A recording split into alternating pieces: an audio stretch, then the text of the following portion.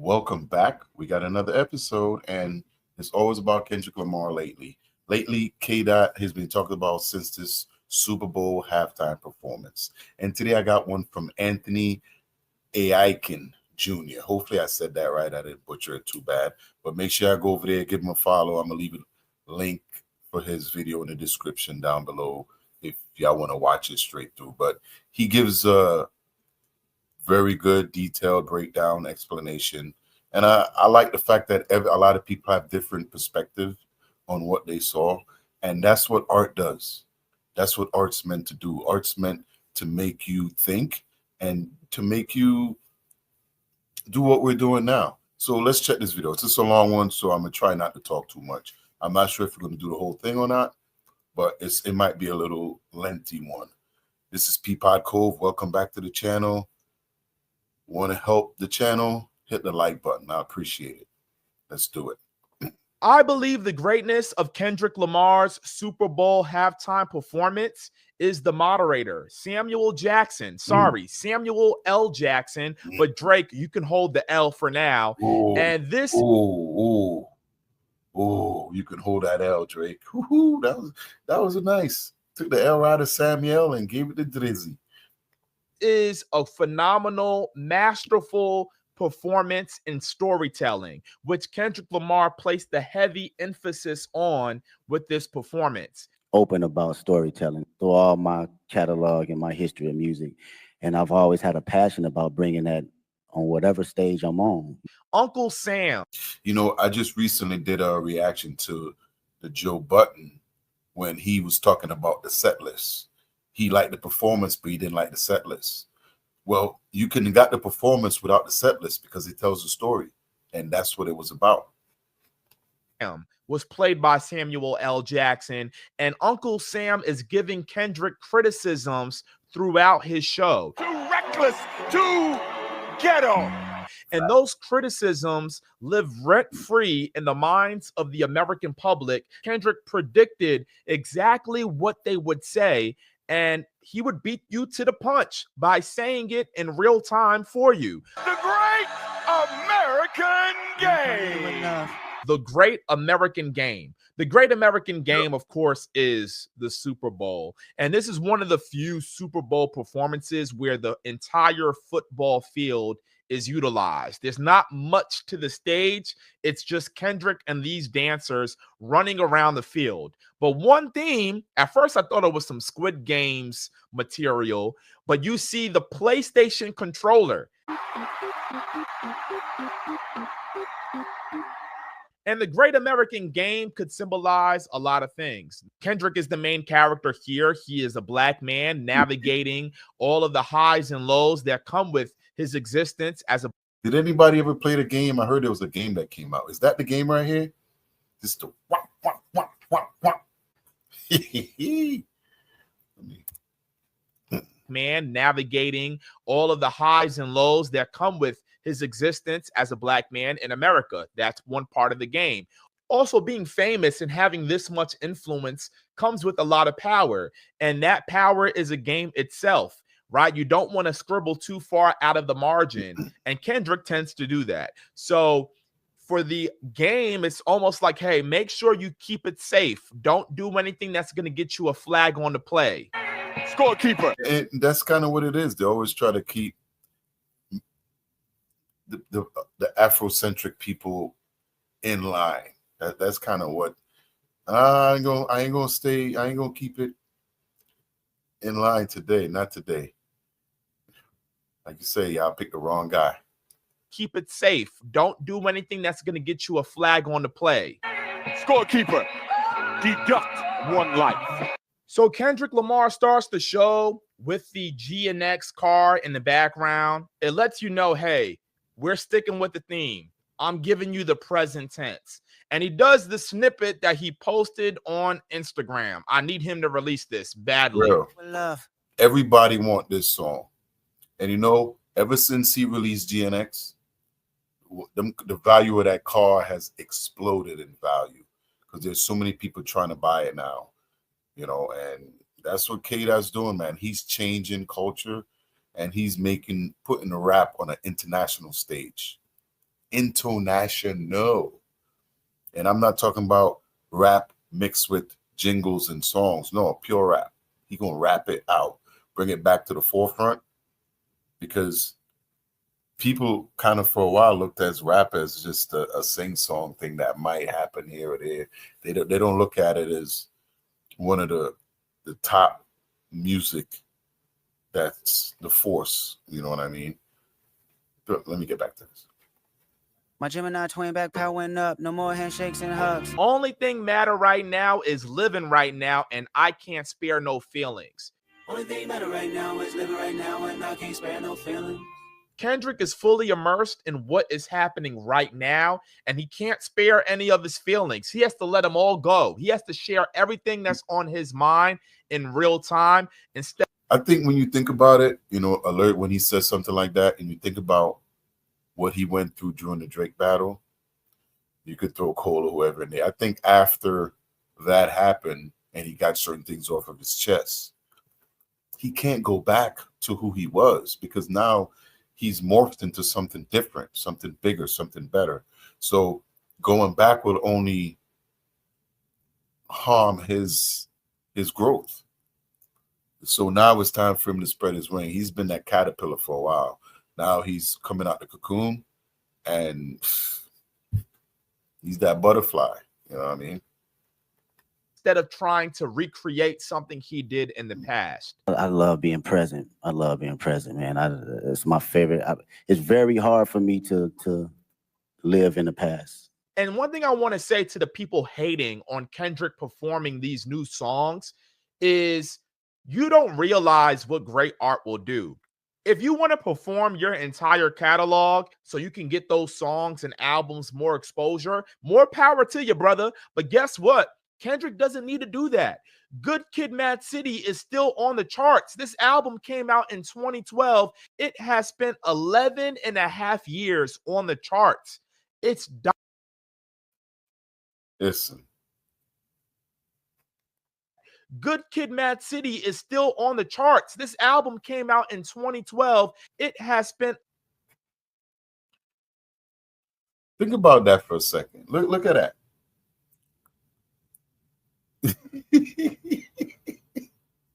And Drake talk about consistency. You know, like, think about that. That is, and these is the stuff that people don't really talk about. But listen, 11 and a half years on the charts. It's dominant because great music will last forever. To Pimp a Butterfly gets mentioned with albums like Tapestry by Carole King, Michael Jackson's Thriller, Marvin Gaye's What's Facts. Going On, Sgt. Pepper Lonely Heart Club Band by the Beatles, Pink Floyd's Dark Side of the Moon. It's on that tier. These albums last forever. You don't need the Super Bowl stage to promote that. You don't. Those moments, those eras are forever ingrained in culture and music history. It doesn't need any flashbacks because we are all going to naturally gravitate towards great art. It's like, I hate to say it, a lot of the painters that died. You look at Basquiat, his paintings didn't get popular until he passed away, and now they're worth millions of dollars because great art never dies. And that's why you don't need to do your entire catalog unless your entire catalog is not that noteworthy. If your catalog is weak, if you don't have classic albums, yes, you got to do everything because that's the only thing that's going to promote it. But Kendrick doesn't need to do that. Kendrick is focused on making G and X, this album and this era. He's trying to make that legendary, and he's making that legendary by these moments. The next line I want to highlight from this. And that's what I love that he highlighted that, because I kind of said the same thing. Like, well, why not promote the new album? You have a new album out and you promote that, and it's going to make that even bigger.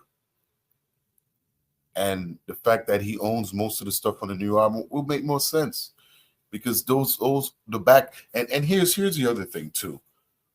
People are going to go look at the back catalog just because they heard the front catalog, because once they go in there to look at it, they're going to be like, oh, he has music Oh, wow, it has 20 million views. Let me listen to it. So it's going to get hit anyway. But he want to make sure he promote the new stuff because the new stuff has to sell. And it's gonna. Snippet, Kendrick Lamar by these moments. The next line I want to highlight from this snippet, Kendrick Lamar says, "You would not get the picture if I had to sit you for hours in front of the Louvre." All right. So this kind of goes back to my Basquiat art analogy that great art lasts the span of time because there's so much to dissect. A lot of y'all have, not y'all, because if you're watching this video this long, that means you have a good attention span. But the average human being has the attention span of a goldfish. They're not going to be able to sit through an entire performance dissecting a message. Oh, y'all still with me? Y'all still with me, right? Appreciate it. Thank you. Would not get the picture if I had to sit you for hours in front of the Louvre. So Kendrick is aware that he's kind of preaching to people who aren't listening at all. Yeah. Like he knows, look, even if I sat you down for hours trying to get you to understand, you just wouldn't get it. Hey, pal, you just blowing from Stupid Town? And it's just little things like, you know, it's exactly, you know, because Patrick and SpongeBob are really good at doing nothing, like really sit there and they will play inside of a box and have a good day, have a great day. And sometimes you got to sit them down and they still won't understand. You got to. Performing Squabble Up at the square because you're squaring up, like fighting. Squabble up, squabble up, squabble up, squabble up, squabble up. The dancers were very animated. I love the part where they were stomping and you could literally hear the stomps on the stairs, reminding me of Stomp the Yard. And then that's when Uncle Sam comes in with the, it's too loud, it's too ghetto, tighten. But you know what, with the stepping and stuff like that, that's a lot of Black culture in there. So I like the fact that he put that in there.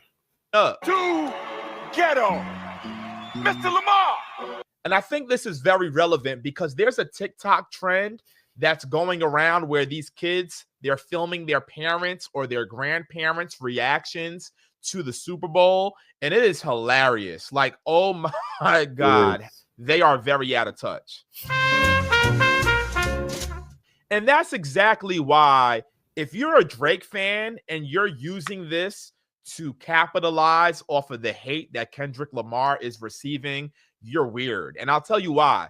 The whole purpose behind why Drake is getting exposed for lacking cultural currency, for not being artist that's going to be stamped by hip-hop purists is for this reason right here. The people criticizing Kendrick's performance, they don't respect the art form at all. So you guys pretty much piggybacking off of that to say, hey, look, they don't like the performance. This is why Drake is better. This is why Drake is the best rapper. That is not a good reason to push that narrative at all. It actually ruins your credibility in the hip-hop sphere to begin with.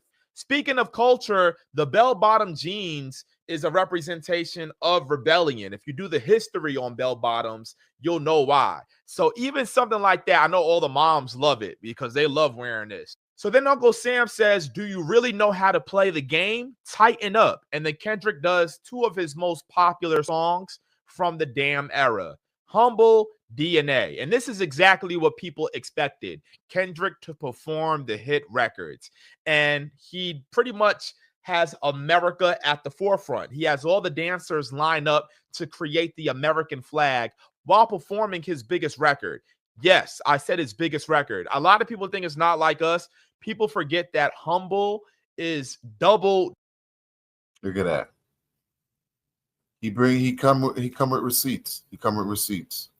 Diamond and has over 1 billion views on YouTube. If you do the numbers, Not Like Us is nowhere near the success of Humble or All the Stars. But people want to act like this is all about Drake. Be humble. Sit down. Be humble. And then going from the American flag while performing Humble and then switching to DNA, which is all about Kendrick talking about the DNA of being a Black man full of spirit, is really incredible, actually. Phenomenal transition. I got royalty inside my DNA. One thing I also want to highlight, Kendrick lays it out for you perfectly. Like he splits the American flag in half. The revolution about to be televised. You picked the right time, but the wrong guy. This is why English class is so important, because people are describing the moments in Kendrick's performance as hidden messages. These aren't hidden messages. These are very direct messages that you should be able to pick up on. And Kendrick is running around like he utilizes the whole football field. He's immersed in the choreography, but he doesn't lose his breath. His breath control is absolutely nuts. You could still hear his voice. You could hear the. And this is one of the things I loved about the performance is that Kendrick mic was on the entire show from start to finish. And he was on point with all his words. He didn't slur. He was not a breath. He wasn't trying to keep up. He was on point with all his words. And he made it work. And I thought he did an amazing job with that. Amazing job. Is absolutely nuts. You could still hear his voice. You could hear the enunciation on all the words while he's running around and still being a part of the choreo. And he didn't have any music playing behind his voice. He didn't have any hype man. It was all him, 100%. That's what a lot of rappers can't do. That's why everyone's saying this is why Lil Wayne should have performed. Number one, you have to censor yourself on the football stage. You're not allowed to curse. The fact that Kendrick Lamar was able to change all of his lyrics and still make it sound cohesive, even when you take out the curse words, it doesn't lose meaning or umph. That's very impressive. Lil Wayne was not about to do that. And also the breath control. Lil Wayne does not have breath control, which is why he can't perform on the Super Bowl stage. This is not for everybody. A lot of hip hop artists can't dance, rap their full verse without a backing track while sounding clear and concise. They can't do it. And then censoring yourself on top of that, no, it's not happening. I do some laps, whether some sprints, maybe some push-ups. Now, one thing a lot of people did not pick up on was Man at the Garden. Now, when Kendrick did the interview with Apple Music and then the interview with Timothy Chalamet, he mentioned Man at the Garden a lot, so I knew he'd perform it. Man in the Garden, I mean every word on that motherfucker, man. That's probably the easiest record to write. That's his favorite song from his album.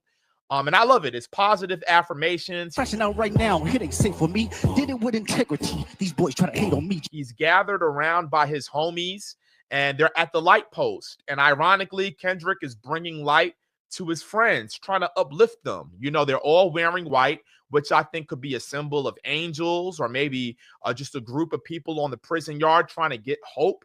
But the light post is really important because Samuel L. Jackson as Uncle Sam comes out after Man at the Garden. Scorekeeper, deduct one life. Scorekeeper, deduct one life.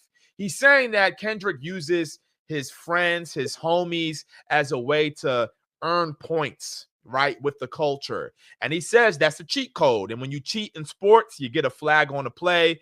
And Samuel L. Jackson hands out a penalty. The penalty is deducting one life, meaning one of your friends has to either go to jail or die, get shot, which is two outcomes of many men in the hood. And that is crazy to think about.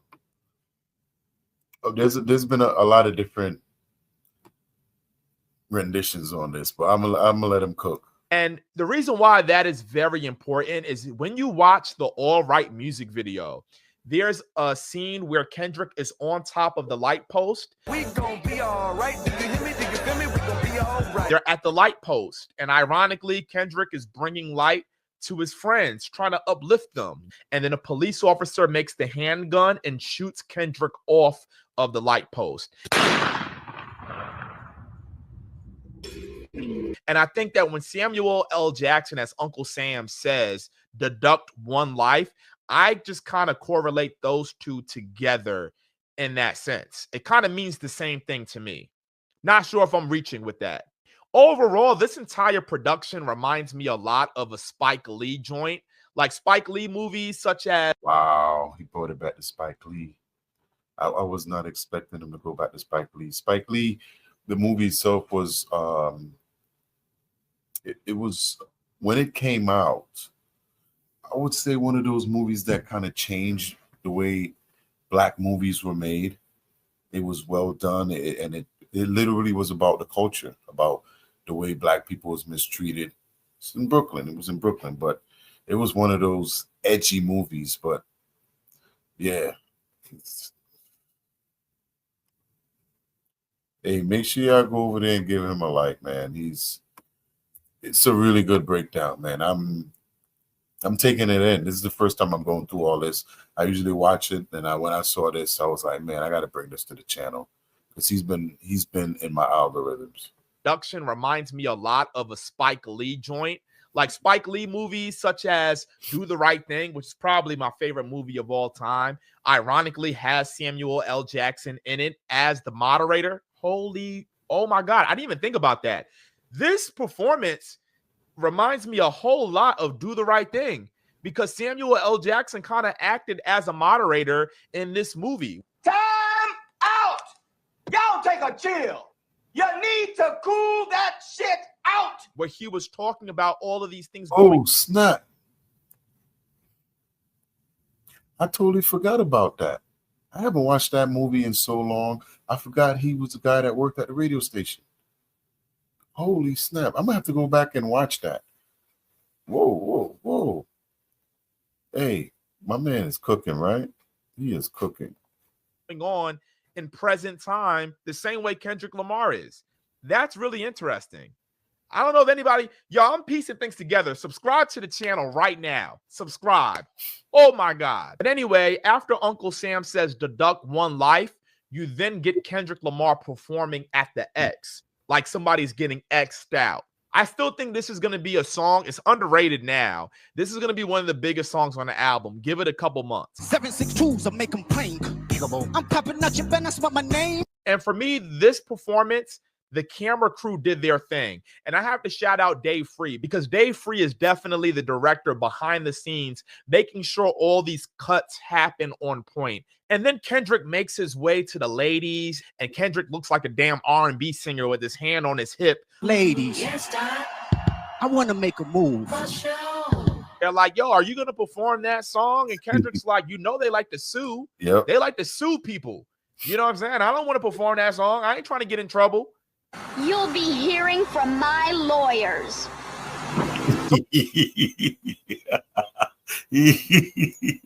If y'all know, that was from the Little Rascals.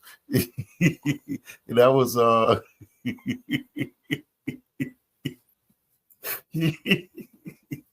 Law and Order. Sometimes you gotta pop out and sue niggas. What? But then they hint at it. That's my favorite part, is when the girls say, what song? And then you hear the dun dun dun. I want to perform their favorite song, but you know they love to sue. What song? Yeah, that song. Kendrick must really love musicals. Like if you watch, you know, a lot of the theater performances, Kendrick just gives off theater vibes. He's so animated. There's so many monologues, so many moving parts. You could tell he really loves the theatrical performances. And the Mr. Morale and the Big Steppers tour really showcases that. You know what? I slow it down. The funny thing is that Kendrick then does his most, I would say, safe records. He doesn't do all of them. You know, he didn't do Love, which I think is a very safe record for the general public.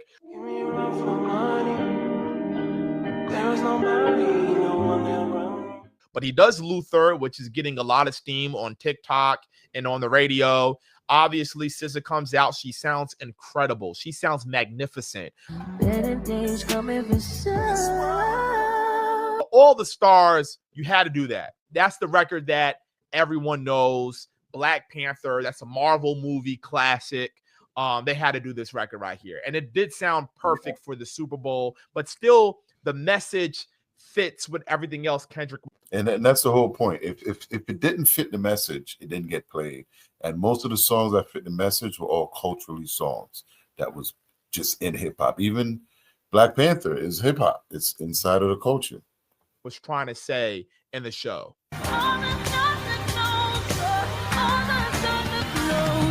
Fact. So Uncle Sam is pretty much applauding Kendrick, like, yes, keep it here. Like, let's be safe.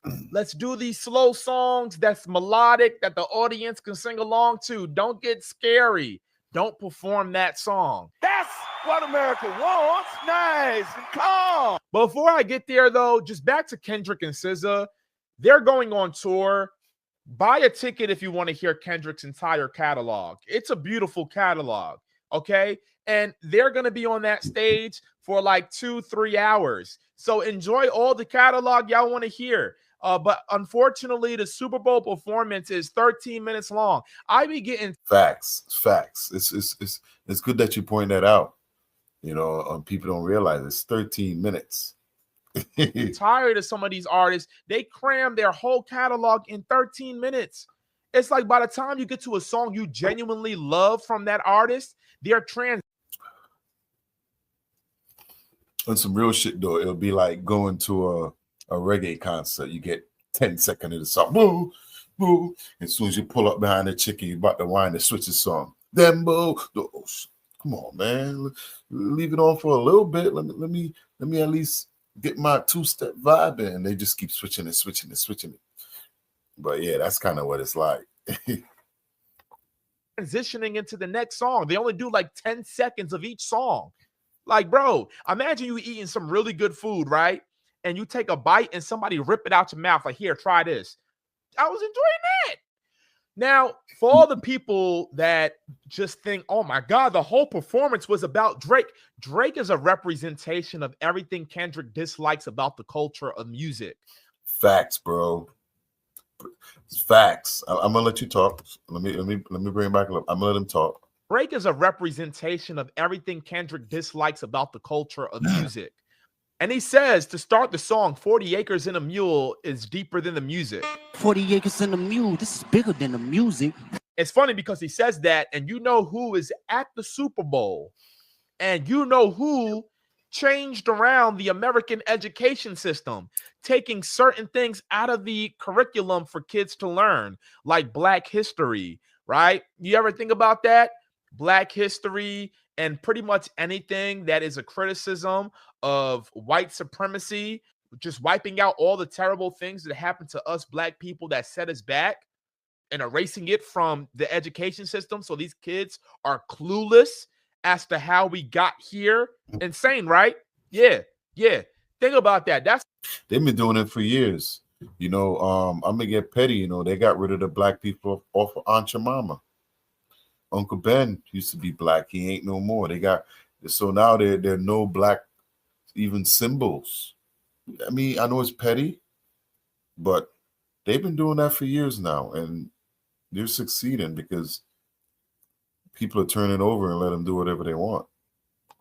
That's why that message is so important, to start off not like us. You can't fake influence. Hey, I'm tripping, I'm sliding. I'm riding in the back like, what? Mustard on a beat, ho. We could talk about Serena Williams, who is ex of Drake, who Drake continues to throw shots at, one of the greatest athletes of our generation. Serena got the last laugh, Crip walking on stage. They not like us. No. They not like us. But the main thing is Kendrick saying, say Drake, I hear you like I'm young. Say Drake, I hear you like I'm young. Saying his name. Everybody was talking about the lawsuit. Would he perform the record? Would he censor certain lyrics? Kendrick looking dead smack at the camera with a bright. You know, that is one thing when you think about it, that he actually looked at it and called him out by name. And we don't really talk about that much. We wait for the A minor part, but he actually looked and called him by name. Evil smile on his face saying, say Drake. Yeah. That is crazy. And then when he says, I hear you like I'm young, the dancers do this. And then the TV Off record comes on. This is going to be one of the biggest records of the year. The ending was perfect. Kendrick grabs the remote and he actually turns the TV off. And then you see the crowd light up, game over. Turn this TV off. Turn this. So, because again, this was all a game. And it's a double entendre. It's a game of life in terms of being black in America, but also the game with Drake, right? The battle, I think, is the perfect way to end the great Super Bowl performance that was Kendrick Lamar. And now for my only critique. My only critique is not even for Kendrick, it's for the TV network. The quality of the performance in terms of the mixing and mastering, the sound quality, the engineers, it sounds better on YouTube and on Apple Music, and also with the people that filmed it at the stadium. It actually sounds better than it did on TV. On TV, the mixing of the microphones, the voices could have been a little bit better. And I realized that when I heard it on YouTube, that they picked up a little bit more on the reverb. These are like just audio things. Other than that, great performance. More coming soon, by the way. Because I be seeing so much disrespect from people like this that talk about the culture, and there needs to be young people like me that can speak up on our behalf, because I'm so tired of seeing this. Like, academics, shut up forever, bro. I do not want to hear your take on this. This is crazy. I need to push this narrative forward more. Make sure y'all like, comment, subscribe, share the video, and I'll be right here for you. As always with the channel, we end off with the hug. Bring it in.